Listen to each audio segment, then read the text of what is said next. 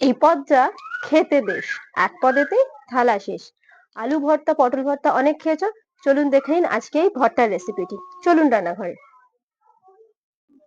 তো বন্ধুরা, কড়াই গরম হয়ে গেলে এর উপর দিয়ে দিন কিছুটা পরিমাণে সর্ষের তেল, তার উপর দিয়ে দিন বেশ কয়েকটা খোসা ছাড়িয়ে রাখা রসুন। রসুনটা একটু ভাজা ভাজা হয়ে গেলে এর উপর দিয়ে দিন বেশ কয়েকটা কুচিয়ে রাখা পেঁয়াজ। পেঁয়াজটা একটু বেশি পরিমাণে দেবেন, খেতে খুব সুন্দর হয়।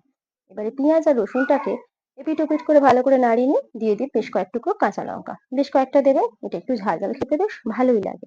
এবারে লঙ্কা, পেঁয়াজ, রসুন তিনটেকে খুব ভালোভাবে নাড়িয়ে চাড়িয়ে নিন। চাইলে আপনারা এতে শুকনো লঙ্কাও দিতে পারেন, এটা একটু ঝালঝালি ভালো হয়। এবার এর উপরে দিয়ে দিন অল্প পরিমাণে লবণ, বেশি দেওয়ার দরকার নেই, অল্পই দেবেন। লবণ দিয়ে খুব ভালো করে নাড়িয়ে চাড়িয়ে নিন।